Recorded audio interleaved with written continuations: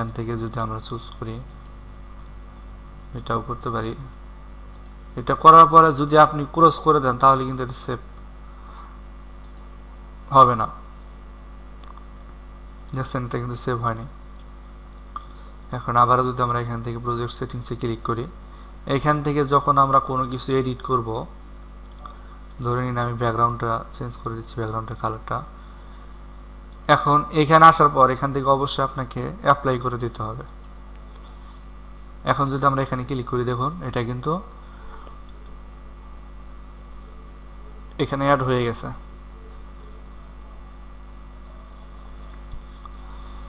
এখন কিন্তু আমরা এটাকে, এই কালারটাকে আমাদের প্রজেক্ট ফাইলের ব্যাকগ্রাউন্ড হিসাবে আমরা ব্যবহার করতে পারবো। এই হচ্ছে প্রজেক্ট সেটিংসের কাজ। সাইন ইন, এটা হচ্ছে আপনি যদি সাইন ইন করতে চান এখানে আপনার কোনো জিমেইল অ্যাকাউন্ট দিয়ে, সেটা করতে পারবেন। এরপর হচ্ছে নিউ রেকর্ডিং, মানে আমরা যে স্ক্রিন রেকর্ড করি সেই রেকর্ডিং যদি আপনি করতে চান, নিউ রেকর্ডিংয়ে ক্লিক করলে কিন্তু আপনার রেকর্ড শুরু হয়ে যাবে, আপনি সেখান থেকে রেকর্ড করতে পারবেন।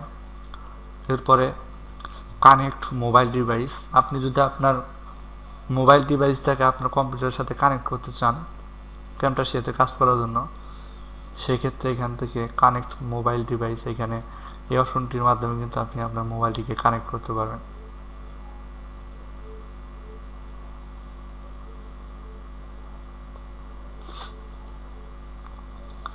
এখানে আরও কিছু অপশন আছে।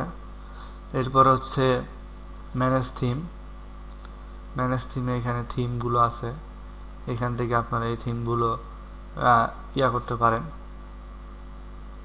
এটা যে for background on, background to, ascent to, এখানে অনেকগুলো বিষয় আছে, এগুলো যেটা আপনার প্রয়োজন সেটা আপনি সেভাবে এডিট করে নেবেন।